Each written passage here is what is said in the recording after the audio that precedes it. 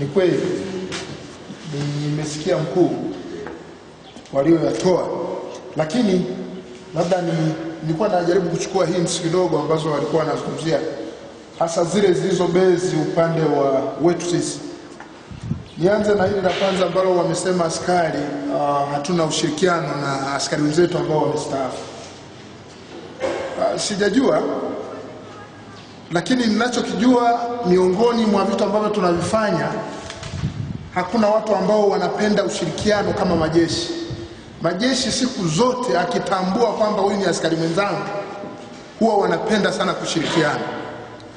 Sisi kwa mfano askari wa JWI, askari wa JKT, askari wa magereza, hata wanapofika kituoni, akianza kujitambulisha tu kwamba yeye ni askari, lazima utampa nafasi ya kwanza kumsikiliza, hata kama ni tatizo lake. Mara nyingine masuala hata ya usafiri, huwa tunalazimika hata kwenda kuzuia barabarani kuombea hata safari waendelee na safari zao salama. Kwa hiyo naamini askari huwa tunapenda kushirikiana sana, wala sio kidogo.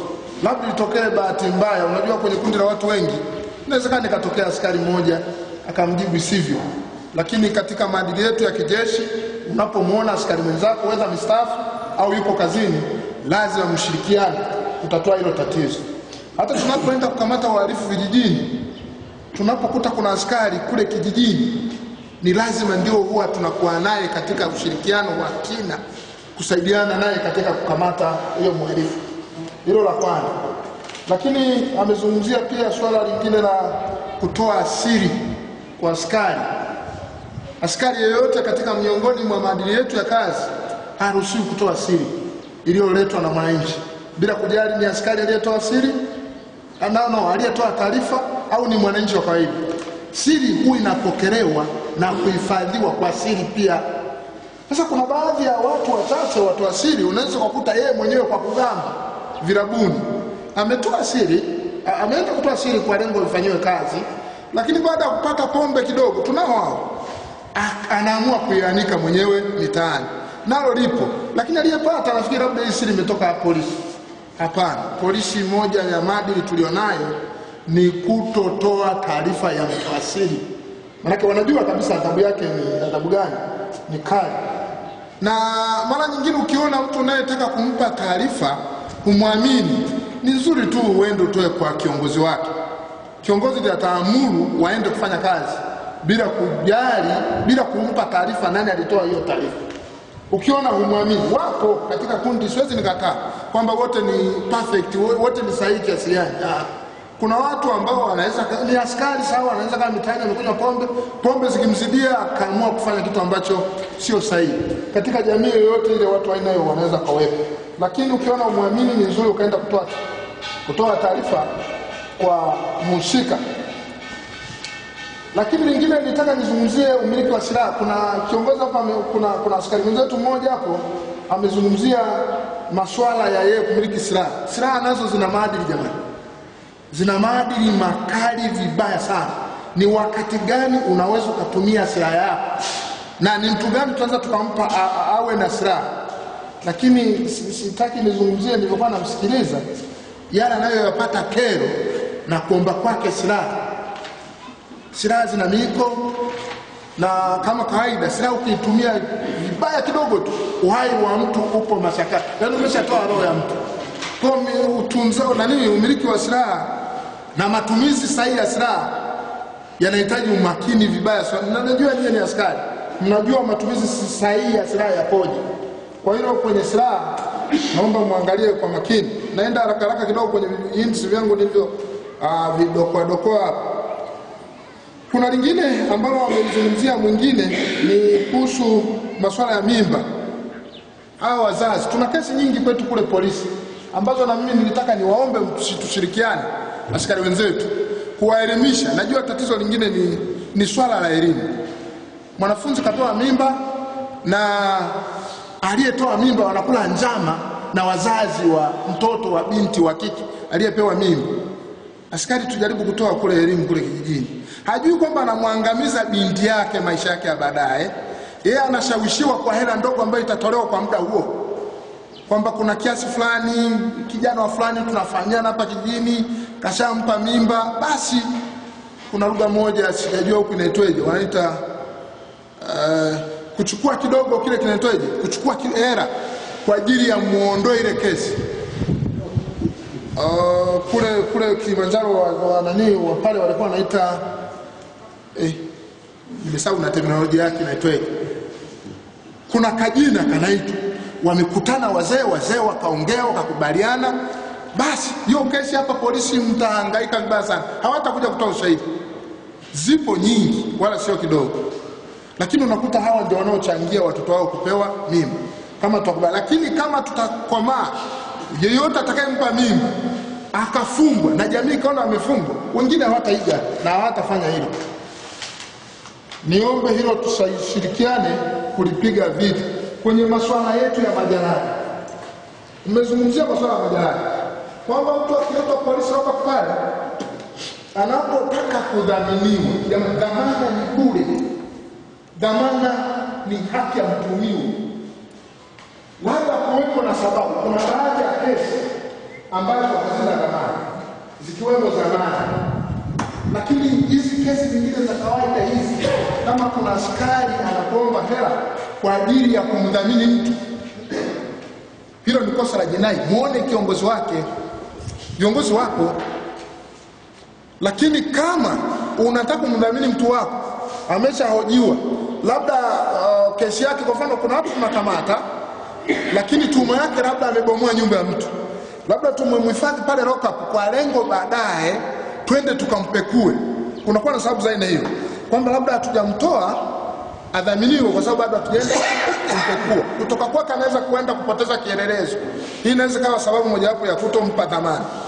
Lakini kama ni kesi ya shambulio, huna sababu ya mtuhumiwa kuwepo lock up, muone CCD, muone FANDOCD, muone OCS, hawezi kukatalia dhamana hata siku moja, atadhaminiwa kwa sababu za yeye kutodhaminiwa hazipo.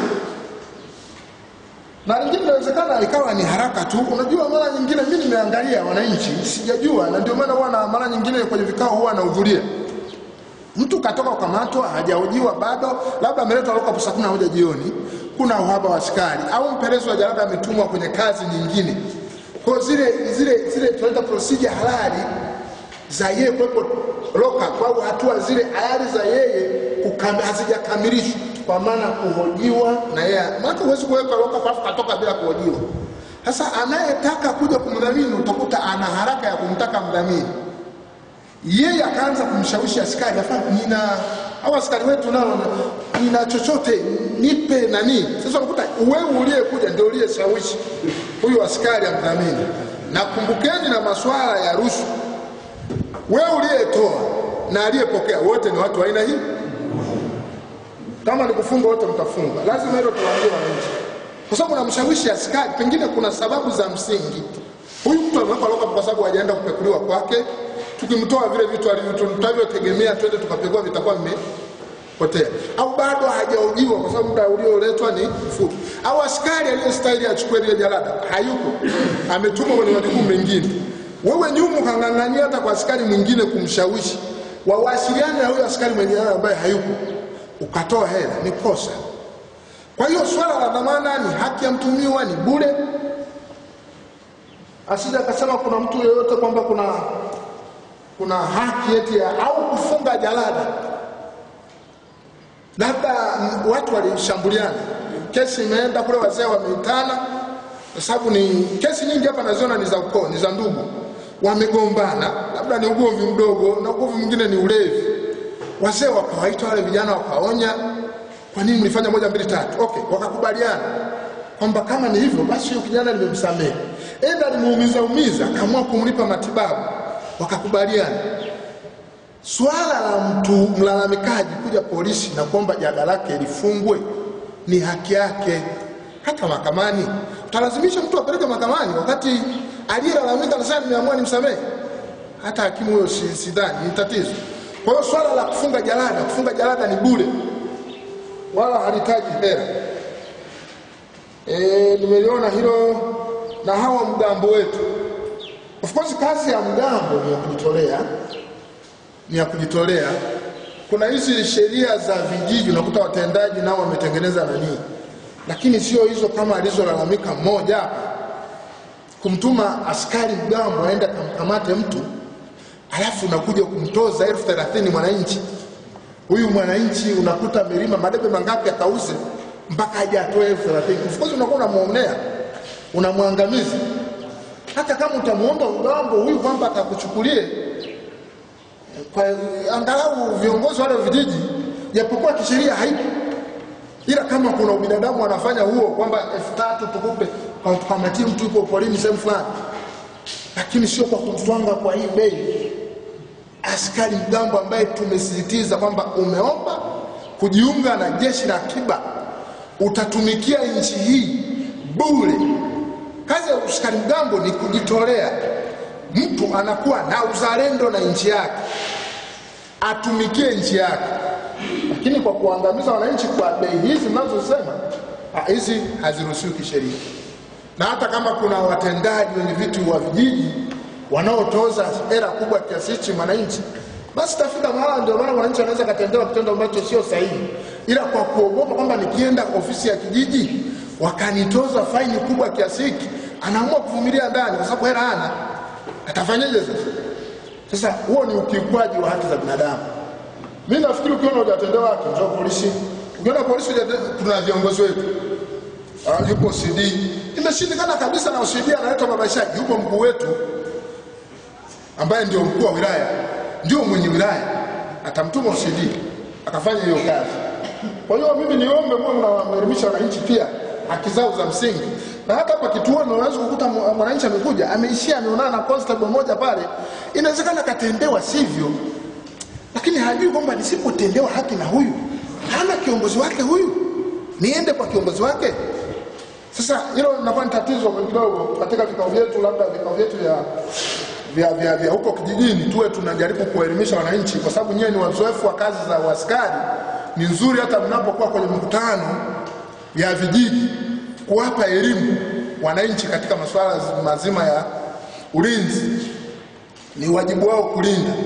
Nitaka nimalizie na hili lingine pia, wananchi mnapokuwa kule waelimishwe swala la kukamata mhalifu anayetenda kosa. Whether amemwona mtu anaharibu mali ya serikali au mali ya mtu binafsi, mwananchi yeyote sheria inamruhusu amkamate yule mtu. Kifungu namba 16 cha Criminal Procedure Act kinasema, ndio kinampa power mwananchi huyu kukamata mtu yeyote atakayemuona anatenda kosa, whether la kuharibu mali ya serikali au mali ya mtu. Na kifungu namba 37 pia, mtu atakayekataa kukamatwa na kamdhuru anayekamata kwa sababu eti yeye sio askari, kwenye Penal Code namba 8 inatoa penalty, utamlipa uliyemharibia huyo mtu, mwananchi yeyote ambaye alikukamata kwa sababu ulikuwa unatenda uhalifu afu ukapinga au kamzuru. Nije na hili lingine ambalo ndio shida katika, japokuwa sisi askari na nyie bahati nzuri wengine ndio baada ya kustaafu mnahamia kwenye masuala ya vyama. Askari sisi hatuna vyama, nafikiri nyie mnalijua, lakini mmezungumzia migogoro ya maendeleo ina mahusiano na vyama. Mimi nafikiri tuwe tunawaelimisha wananchi kule na nini. Swala la maendeleo halijali chama. Tunajenga hospitali, tunajenga shule, awe TLP, awe Chadema, awe CCM, mtoto wake anahitaji asome. Kuugua tunaugua bila kujali una chama gani. Uwe na chama au huna chama, uwe askari. Mimi ni askari na familia hapa. Sina chama, lakini lazima wataenda kutibu. Kuna siku wanangu wataugua, wataenda kutibu. Sijui wale manesi wataniuliza kwamba wewe si mtoto wa askari, ni chama gani? Shule wanangu wanasoma hapa Ikungi, wananiuliza watoto lakini swala la maendeleo linahitaji chama. Naona maeneo mengi yamekuwa na shida ya kuchangia maendeleo kwa sababu ya vyama. Utoe hii kofia, uhamie chama kwenye swala la maendeleo.